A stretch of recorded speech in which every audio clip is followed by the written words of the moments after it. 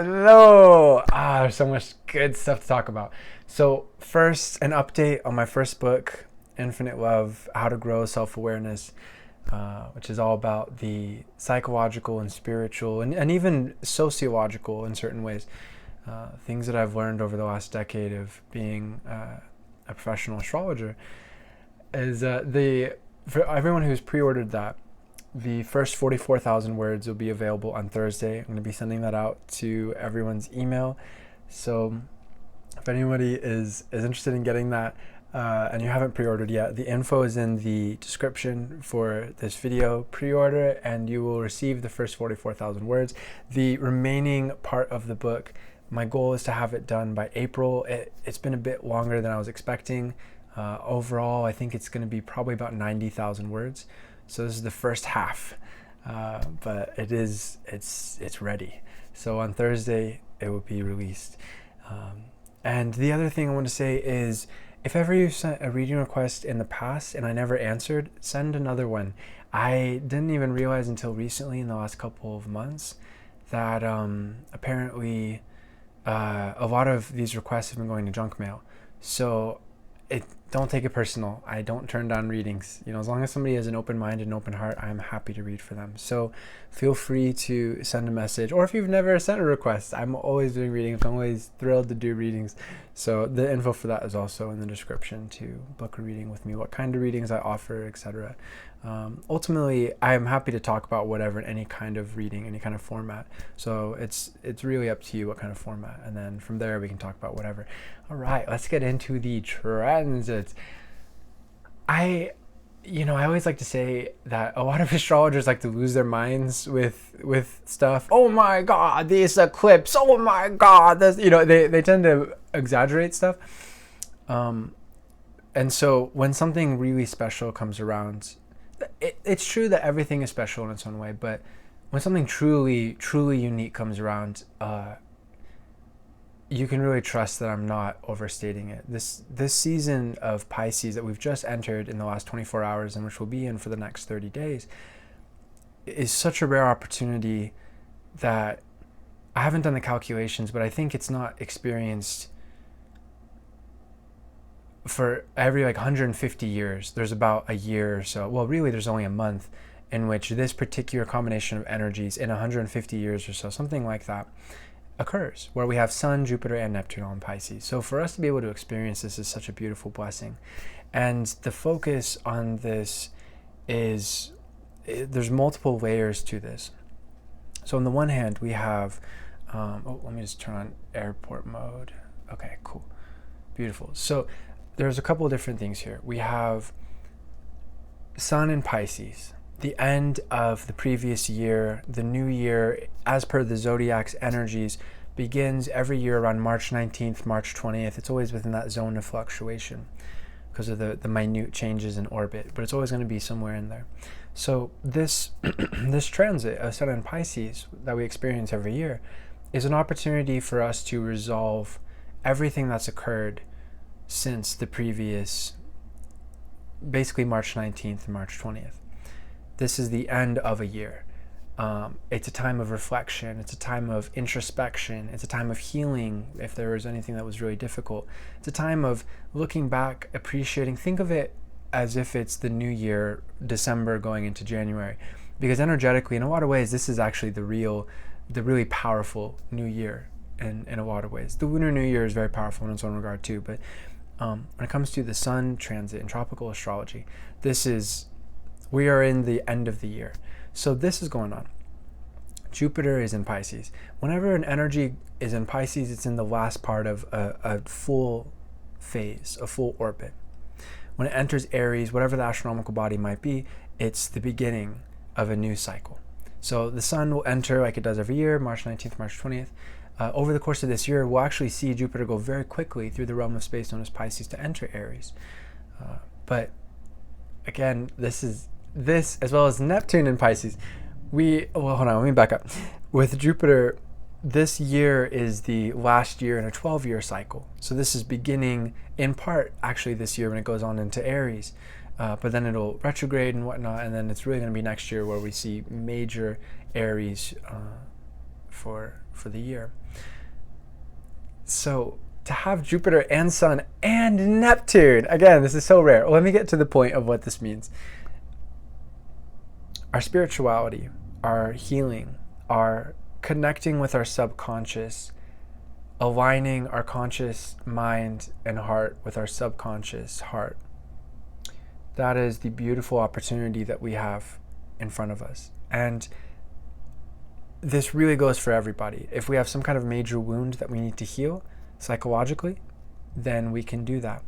If things are going good, then we can tap into the magic of Piscean imagination and dreaming new realities for us to experience in life for, again, the next 12 years, because this is the resolution period, and also for this next year. Again, there's a lot of layers here, but in short, the next 30 days is such a beautiful opportunity to get in touch with our emotions, to be in touch with other people's emotions, but especially with our own emotions and in connection to God, the universe, our higher selves, cosmic consciousness, all of the above.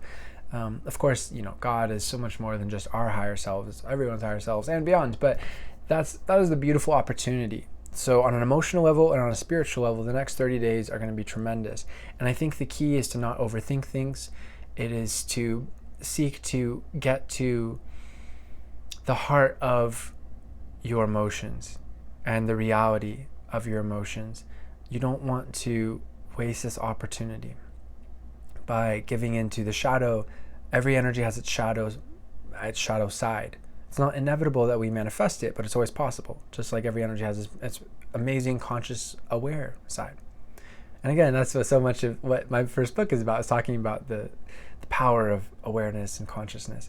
And these things we need to be keeping in mind as per unconsciousness. So, but again, we don't want to be falling into this unconscious part of this Pisces energy, which is seeking to escape reality. This is a beautiful opportunity these next 30 days to recreate our reality in very real ways, in very real, tangible ways, through our imagination, through our healing, through letting go of things, through forgiving ourselves, forgiving others, through crying, through flowing downstream and letting go of anything that we don't need, and being able to choose where that stream goes as per the future.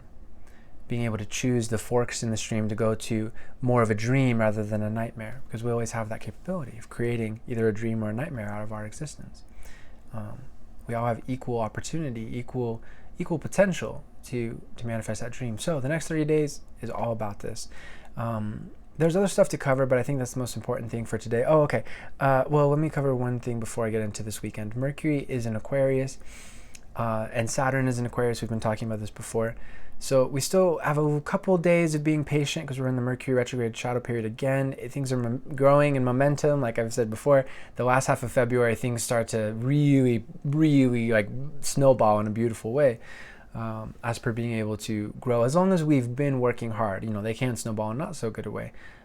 It's always up to us and our awareness. But there's a lot of energies that are really easy to tap into and to work with. As per logically, I've been talking about all this Saturn energy, as per being able to logically tap in and figure out what our long-term goals are, and to figure out how to accomplish them, and setting goals and reaching them, and setting more goals and reaching them.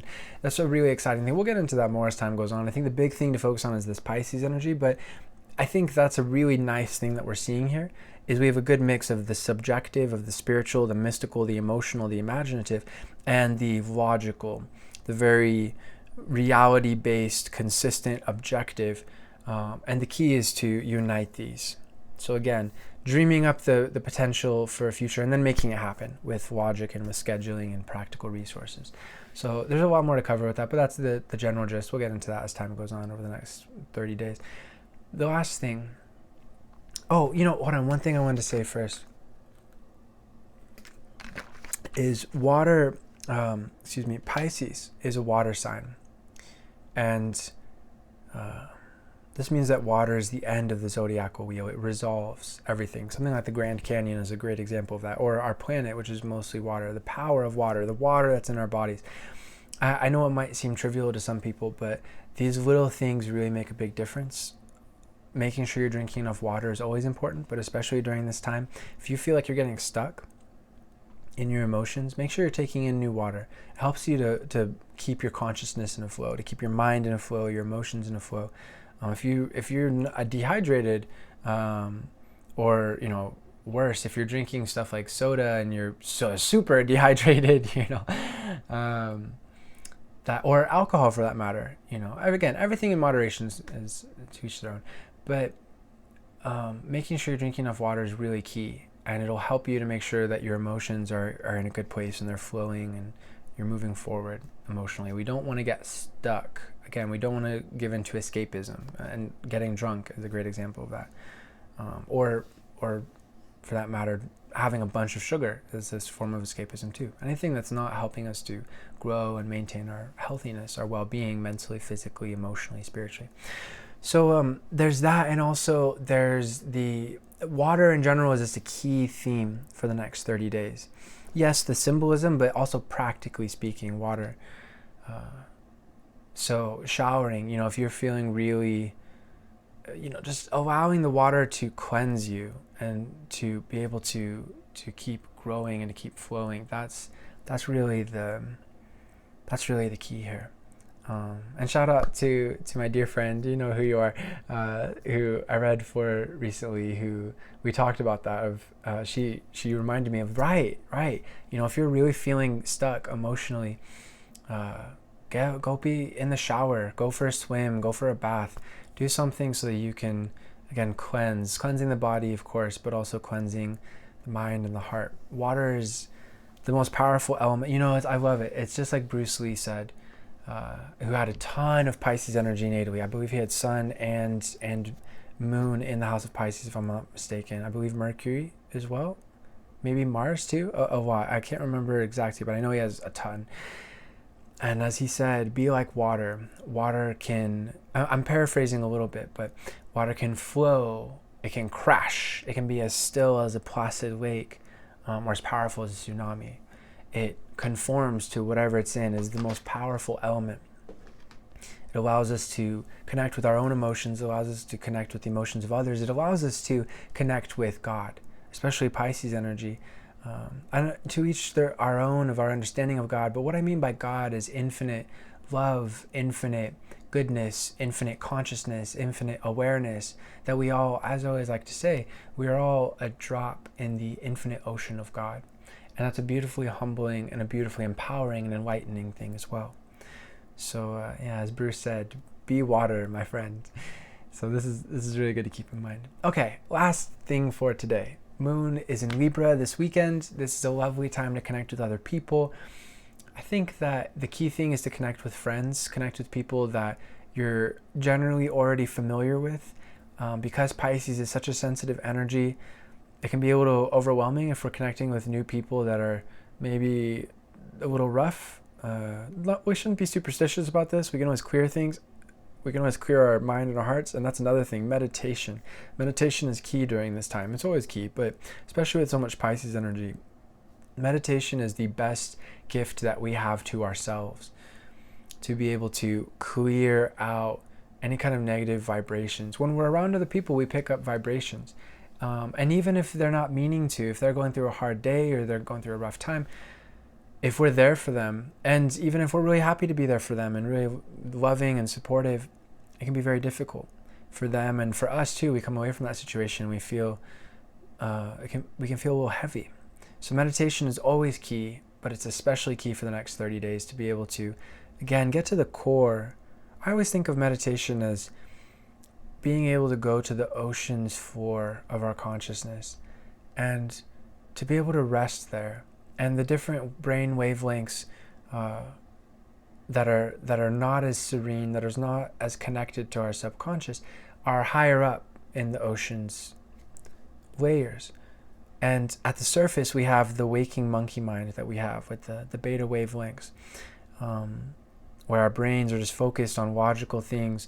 And it's good, it's necessary, it's part of life. But we need to be able to sink deep. And sleep, that's where sleep comes from too, because sleep utilizes actually even deeper brain wavelengths than meditation, just one deeper, with delta wavelengths, but with theta wavelengths, that's what we're looking for in deep meditation. And even alpha, where we're a little bit more daydreamy, it's like, I think of that as like the kelp forest. It's below the surface, but it's still maybe even a little bit further deep than kelp forest. That's where we're able to really sway. That's where a lot of fish are, and they're just going with the currents, and they're just floating. When we're there in our consciousness, that's still a respite from the surface, the choppy waves of the surface. So keep that in mind over this next 30 days and also beyond. We want to settle into the ocean's floor. We want to relax into our subconscious. We've had a lot of logical energies, and that's not bad. It's wonderful. I have a lot of air. I have Sun in Gemini in the house of Aquarius natally, and Mercury as well there. So I'm all for logic, but it's nice to go from any season to another season because we've lived it out. We've lived out the last 30 days of being super logical, very Aquarian, very focused on ideas, especially since Saturn's there and Mercury has been there for a lot of this season, but especially Sun and Saturn, and in addition to the logical Venus and Mars in Capricorn. So this is now an opportunity to go deeper into our emotions, to go deeper into our understanding of the meaning of life, our connection, our unique connection with God, with our spirituality. So I invite you again to focus on being water, going with the flow, taking care of your emotions, meditate, sleep, drink plenty of water, take prolonged showers or baths, or go swimming if it's possible, if it's not freezing where you are. That's what it's all about. And symbolically, again, our emotions are water. Most of our bodies are water. There's always more to talk about. But yes, if you're in tune with your own emotions, you'll be able to be in tune with other people's emotions and to be calm even when they're not. Infinite love to you, my friends. Namaste. Peace.